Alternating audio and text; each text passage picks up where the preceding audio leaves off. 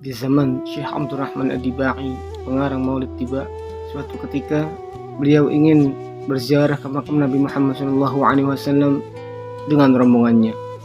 Tiba-tiba ketika ingin berangkat, ada seorang anak kecil yang ingin ikut berziarah ke makam Nabi Muhammad SAW bersama rombongan Syekh Abdurrahman Ad-Dibai. Kemudian rombongan itu mengatakan, "Wahai anak kecil, engkau tidak usah ikut karena perjalanan dari sini menuju ke kota Madinah itu memerlukan waktu berhari-hari. Engkau tidak boleh ikut." Kemudian anak itu pergi. Ketika Syekh Abdurrahman Ad-Dibai dan para rombongannya berangkat untuk berziarah ke makam Nabi Muhammad SAW, ternyata tanpa sepengetahuan para rombongan, dia itu bersembunyi di bawah keretanya Syekh Abdurrahman Ad-Dibai. Kemudian berangkatlah rombongan itu dengan anak kecil yang bergelantungan di bawah kereta Syekh Abdurrahman Ad-Dibai. Sesampainya di kota Madinah, tiba-tiba di bawah kereta Syekh Abdurrahman Ad-Dibai ada sesuatu yang jatuh. Kemudian rombongan itu melihat ternyata yang jatuh adalah anak kecil yang mereka larang untuk ikut bersama mereka. Kemudian mereka mengatakan, "Bukankah ini anak kecil yang kita larang ikut bersama kita waktu kita ingin berangkat ke kota Madinah?" Kemudian tiba-tiba anak itu langsung lari dan terjatuh.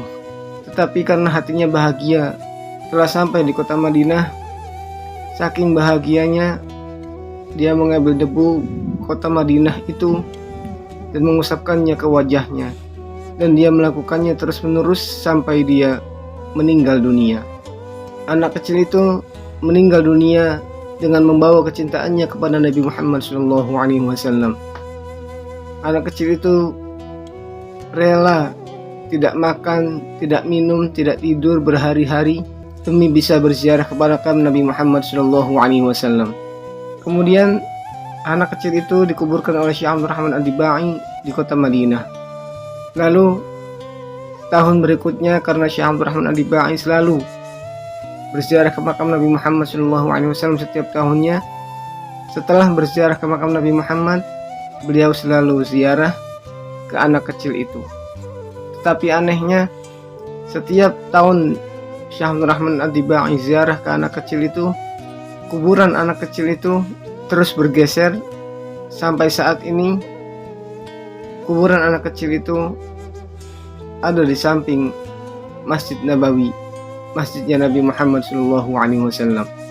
Walaupun dia anak kecil, walaupun dia masih kecil, tetapi dia memiliki kecintaan kepada Nabi Muhammad SAW yang amat besar.